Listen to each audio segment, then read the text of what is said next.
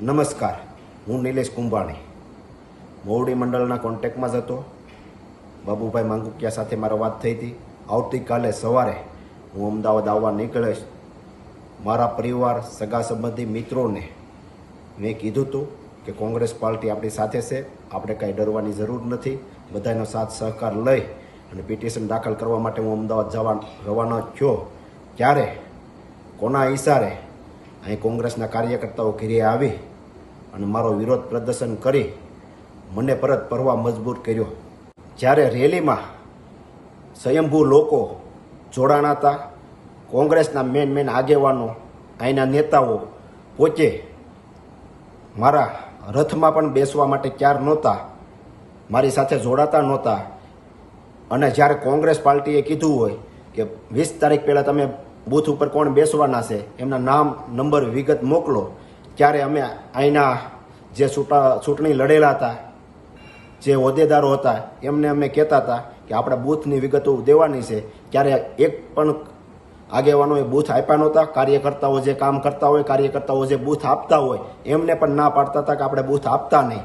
અને પબ્લિક પણ જાણે છે કે આમાં જે અત્યારે વિરોધ કરે છે એ પહેલાં ભાજપ સાથે બેસી ગયા હતા અને એક પણ અમારી સભાઓમાં કે અમારી સાથે ડોર ટુ ડોર એમાં એક પણ અહીંના આગેવાનો આવ્યા નહોતા. અત્યારે ખાલી વિરોધ કરવા બેસી ગયા છે. અગાઉ પણ એ ફૂટી ગયા હતા અને મને એકલો મેકી દીધો હતો. પ્રસાર પણ હું એકલો કરતો હતો. 2017માં મારી ટિકિટ આવી, કપાઈ ગઈ. ત્યારે પણ ભારતીય જનતા પાર્ટીનો ઓફર હતી કે ભારતીય જનતા પાર્ટીમાં જોડાઈ જાઓ અથવા અપક્ષ લડો અથવા કોંગ્રેસ વિરુદ્ધ નિવેદન આપો. તોય પણ મેં કોંગ્રેસ પાર્ટીને કાંઈ નુકસાની જાય એવું એક પણ નિવેદન આપ્યું નહોતું. ગઈ વિધાનસભામાં ભારતીય જનતા પાર્ટી દ્વારા એવી ઓફરો આવતી હતી કે તમે પ્રસાર ધીમો કરો, કાર્યાલય બંધ કરી દો, ડોર ટુ ડોર જવાનું બંધ કરો, સભાઓ ઓછી લ્યો.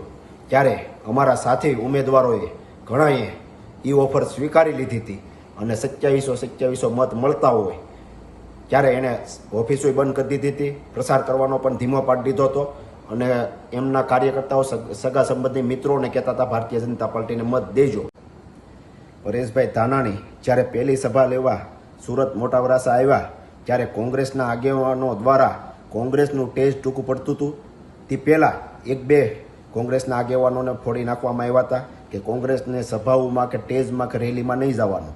ત્યારબાદની બીજી સભાઓમાં તમે જુઓ તો કોંગ્રેસના એક પણ આગેવાન કે એક પણ અહીંના ગણા ગાંઠા નેતાઓ મારા ટેજ ઉપર કે મારા ડોર ટુ ડોર કે મારા સભામાં નહોતા આવતા, સિવાય કે 1-2 આગેવાનો.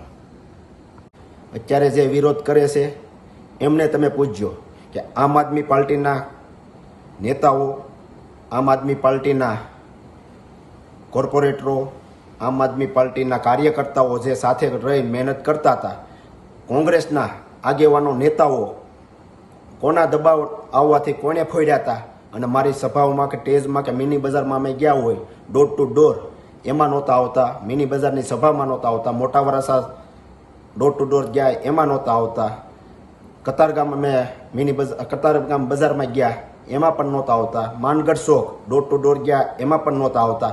અત્યારે જે વિરોધ કરે છે આમ આદમી પાર્ટીના નેતાઓને અમે ટેજ ઉપર બોલાવી અને પ્રસાર કરતા હતા, સભાઓ લેતા હતા. ત્યારે કોંગ્રેસના આગેવાનો વિરોધ કરતા કે આમ આદમી પાર્ટીને તમે કેમ સાથે રાખો છો. ત્યારે હું કહેતો આપણે ઇન્ડિયા ગઠબંધન છે એટલા માટે આપણે આમ આદમી પાર્ટીના નેતાઓને સાથે રાખવા પડે, આમ આદમી પાર્ટીના કોર્પોરેટરોને સાથે રાખવા પડે.